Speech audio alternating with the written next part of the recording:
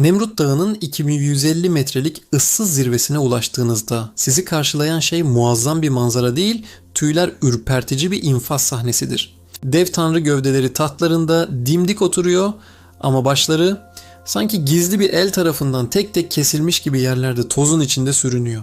Burası ne tam bir mezar ne de tam bir tapınak. Burası 2000 yıl önce yaşanmış devasa bir hesaplaşmanın donmuş bir karesi. Bugün bu videoda sadece Nemrut'un güzelliğini değil, o taş yüzlerin ardındaki karanlık sırrı konuşacağız. Neden her şey yerle bir edilmedi de sadece bakışlar cezalandırıldı? Bu bir doğa olayı mıydı? Yoksa tarihin gördüğü en planlı siyasi suikast mı? Hazırsanız bulutların üzerindeki o gizemli krallığa, Komagene'ye gidiyoruz. Sakın ayrılmayın çünkü bu hikaye bildiğiniz tarihten çok daha karanlık. Komagene tarihin tozlu sayfaları arasında kalmış. Küçük ama inanılmaz derecede stratejik bir krallıktı. Bir yanda Roma İmparatorluğu'nun disiplini ve çeliği, diğer yanda Pers İmparatorluğu'nun mistik gücü ve görkemi. İşte 1. Antiochos tam bu iki devin arasında dünyanın güneşi lakabıyla tahta çıktı. Antiochos sıradan bir kral olmakla yetinemezdi. Onun kanında Büyük İskender'in hırsı ve Pers krallarının kutsallığı akıyordu. O bu iki dünyayı birleştirmek, Doğu ile Batı'yı kendi bedeninde tek bir ruh haline getirmek istedi. Nemrut Dağı'nın zirvesine inşa ettirdiği o devasa tümülüs ve heykeller aslında bu birleşmenin anıtıydı. Ancak Nemrut sadece bir zirve değildi. Bu projenin bir de yeraltı ayağı vardı, Arsameya. Krallığın yazlık başkenti olan bu şehirde bugün hala gizemini koruyan devasa tüneller bulunuyor. 150 metre derinliğe inen bu tünellerin nereye açıldığı hala tam olarak bilinmiyor. Bazıları bu tünellerin Nemrut'un kalbine giden gizli bir yol olduğunu iddia ediyor. Kral halkına sadece zirveden değil, yerin 7 kat altından da hükmetmek istiyordu. Bu tünellerin kazılma tekniği bugün bile modern mühendisleri hayrete düşürüyor. Kayaların içinde o kadar derin ve kusursuz bir eğimle ilerlemek o dönemin teknolojisinin çok ötesindeydi.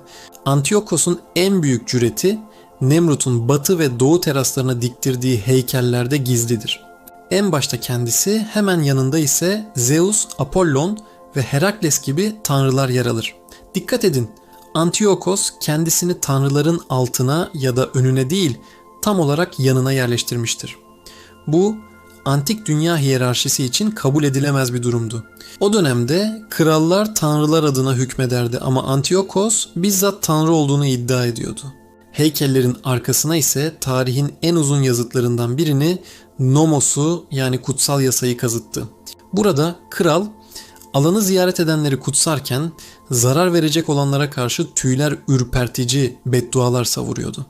Eğer bir kimse bu kutsal düzeni bozarsa tanrıların gazabı 7 sülalesinin üzerinde olsun. Onların ne soyu kalsın ne de isimleri hatırlansın. Bu yazıttaki tehdit o kadar büyüktü ki yüzyıllar boyunca kimse o taşlara el sürmeye cesaret edemedi. Nemrut sadece bir mezar değil, devasa bir taş gözlemeviydi. Batı terasında bulunan ve aslanlı horoskop olarak bilinen o meşhur kabartma tarihin en eski gökyüzü haritalarından biridir. Üzerinde 19 yıldız ve 3 büyük gezegen bulunur. Jüpiter, Mars ve Merkür. Ama bu sadece bir süsleme değil, bir şifreydi. Gökbilimciler bu dizilimi bilgisayar yazılımlarıyla analiz ettiğinde M.Ö. 7 Temmuz 62 tarihine ulaştılar. Peki o gün ne olmuştu? Gezegenlerin bu nadir dizilimi Antiochos'un Roma generali Pompei tarafından krallığının tanındığı ve adeta gökyüzü tarafından kutsandığı gündür. Kral siyasi meşruiyetini gökyüzüne tescil ettirmişti. Heykellerin başını koparanlar sadece taşları devirmediler. Onlar Antiochos'un yıldızlarla yazdığı bu kaderi de silmeye çalıştılar. Eğer yıldızların diliyle konuşan bir kralsanız düşmanlarınız sizin önce gözlerinizi kör eder. Şimdi videonun en can alıcı noktasına geliyoruz. Yıllarca bu yıkımın depremlerle olduğu anlatıldı. Ancak bu teori mantık hatalarıyla dolu. Eğer bu bir deprem olsaydı o tonlarca ağırlıktaki gövdeler savrulur, tahtlar devrilir ve taşlar birbirine çarparak un ufak olurdu. Oysa gövdeler tahtlarında sarsılmaz bir kararlılıkla oturmaya devam ediyor. Burada cerrahi bir müdahale var. Antik dünyada bakış güç demektir. Bakan figür hala izler ve hükmeder. Onları oradan indiren güç çok zekice bir yöntem izledi. Onları yok etmediler. Onları etkisizleştirdiler. Başları yere indirerek o ilahi otoriteyi kör ettiler. Artık bakamıyorlardı. Artık hükmedemiyorlardı. Yerlerde duran o devasa gözler artık gökyüzünü değil toprağı izliyordu. Bu yok etmekten daha derin ve sessiz bir aşağılama yöntemiydi. Nemrut dünyanın en büyük açık hava cezaevine dönüştürüldü.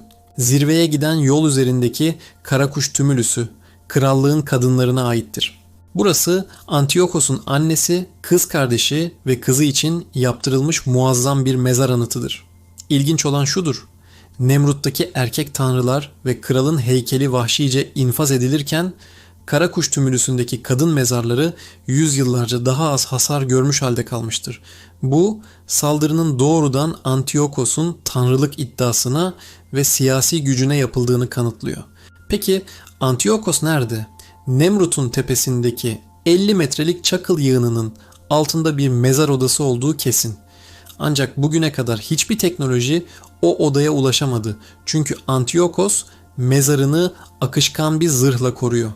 Bir tünel kazmaya başladığınız anda milyonlarca küçük kırma taş bir kum saati gibi akarak tüneli anında kapatıyor.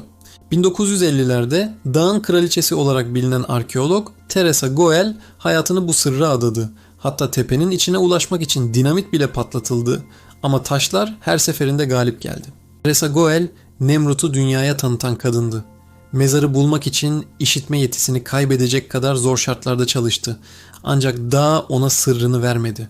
Bazı modern teoriler mezar odasının aslında tümülüsün içinde değil, tümülüsün oturduğu ana kayanın çok daha derinlerinde olduğunu savunuyor. Belki de Antiyokos mezarını korumak için sadece çakıl taşlarını değil, karmaşık su kanallarını ve sismik dengeleyicileri de kullanmıştı. Bugün hala oraya drone gönderilemiyor, lazer taramalar bile çakıl tabakasının altını tam olarak göremiyor. Bu antik dünyanın siber güvenliğiydi ve hala kırılamadı. Bugün Nemrut'a baktığımızda gördüğümüz şey sadece taş yığınları değildir. O taşların her bir çatlağında insanlığın ölümsüzlük arzusunun, iktidar hırsının ve en nihayetinde kaçınılmaz sonun izleri vardır. Antiyokos, "Ben tanrıyım" dedi ve bakışı yere indirildi. Roma, "Ben ebediyim" dedi ve imparatorluk çöktü. Ancak bir düşünün, aradan geçen 2000 yıla rağmen bugün hala onun adını anıyoruz. Heykelleri devrilmiş olsa da hayali hala zirvede duruyor. Belki de gerçek ölümsüzlük, heykellerin sağlam kalması değil, başı yere düşse bile hikayesinin anlatılmaya devam etmesidir. Sizce bu dağın altındaki gizli oda bir gün açılmalı mı, yoksa sırlar o milyonlarca taşın altında sessizce kalmaya devam mı etmeli? Yorumlarınızı ve teorilerinizi aşağıda bekliyorum. Bu gizemli yolculuğu beğendiyseniz videoyu beğenmeyi ve kanala abone olmayı unutmayın.